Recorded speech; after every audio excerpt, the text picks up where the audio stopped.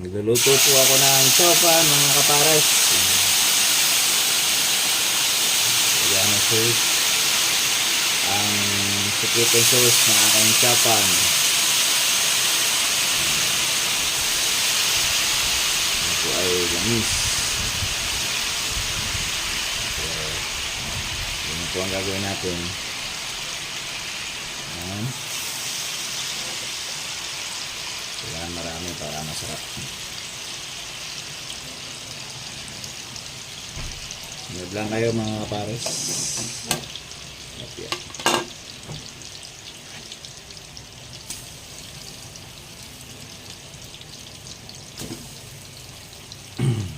Yan, puluto tayo ng chopan.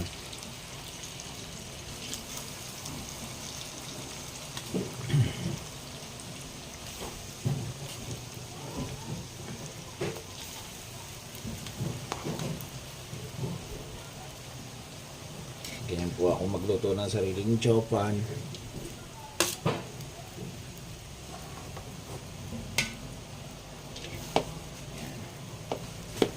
Haluin lang natin ang haluin, saka natin ganyanin.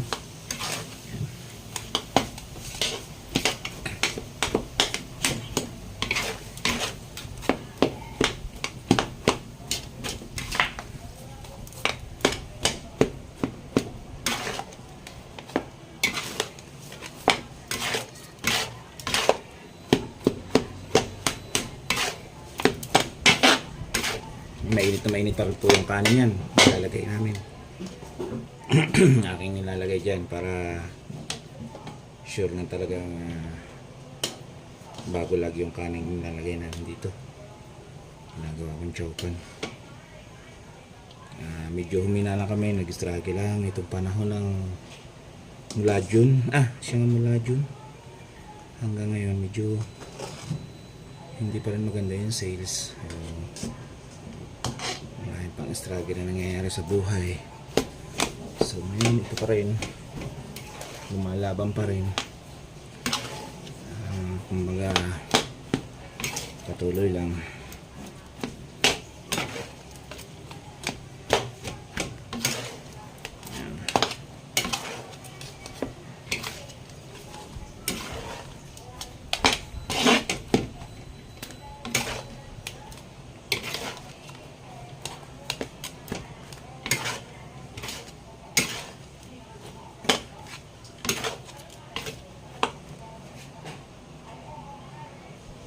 Ayan, lalagyan natin siya ng bawang mga kapares.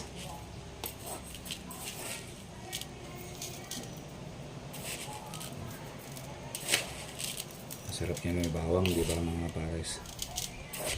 Ayan. Tapos haluin natin.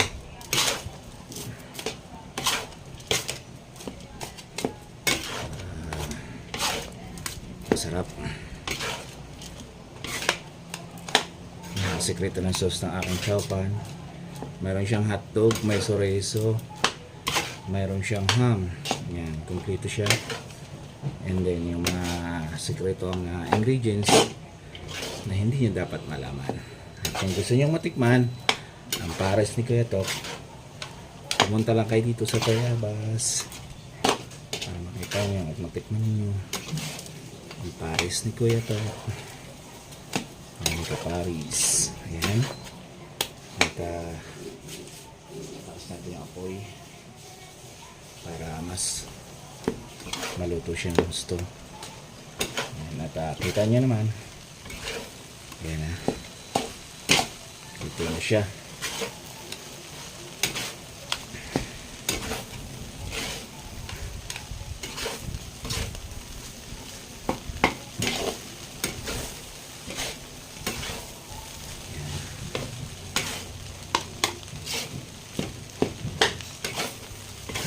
Ito po ang binabalik-balikan dito sa Tayabas, yung chopan ni Kuya Tok.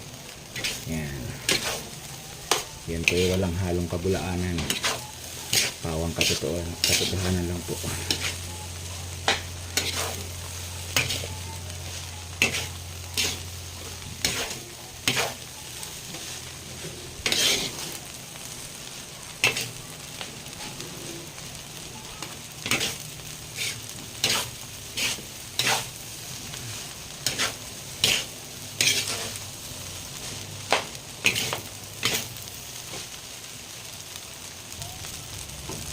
kapares at luto na siya.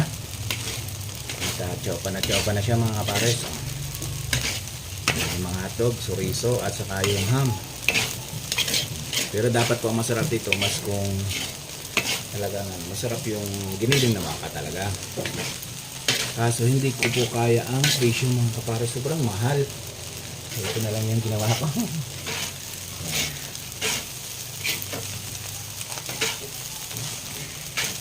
At least chopan pa rin siya mga kapares.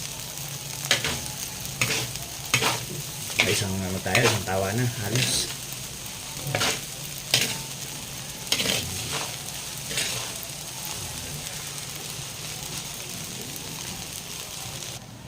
Ayan mga kapares, luto na siya. Ayan, chopan pero budburan pa rin natin sa bawang para masarap. Nilagyan ko na siya kanina. So, mas masarap pa.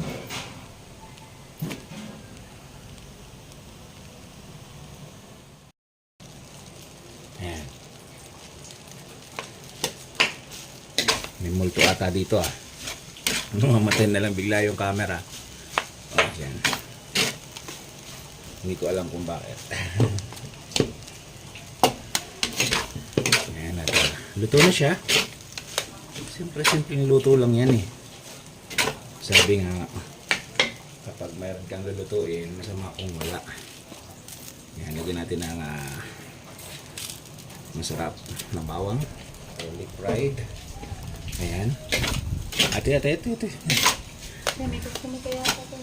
Ayan.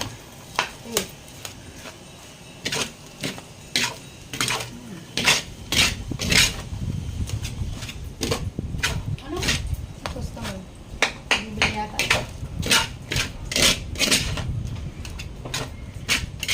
Ano yung kuya? Pares? O ilan?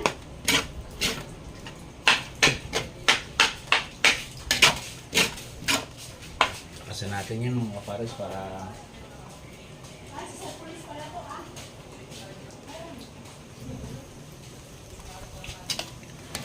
ayan.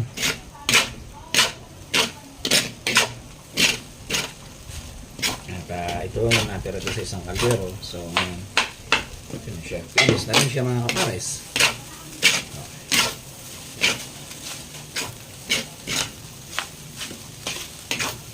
Simple lang. Simple lang lutuin yan. Dati, nung nagluluto ako nito sa Maynila, stainless na pinagluluto ako, isang malawak. So, talagang yun ay nagluluto na isang malaking kaldero malaki. Yan. Marami lang ang chopan talaga. Yan, marami lang ito. Pagluto. Saka hindi kami nagamit ng mga regular na lang, yung sesame oil. Yan. Wala, mga olive oil. Chinese naman yung may-ari. So, hindi siyang kompleto. Kung gusto namin paanghangin ng chopan, lalagyan namin ng tabasco. Yan, ika nga muna to. Matulog yung pares. Parang muna yan. Stop mo muna yan. Ayan mga kapares, at luto na siya. So, ayan, at hanggang dito na lang. Maraming salamat po sa inyo. Bye-bye.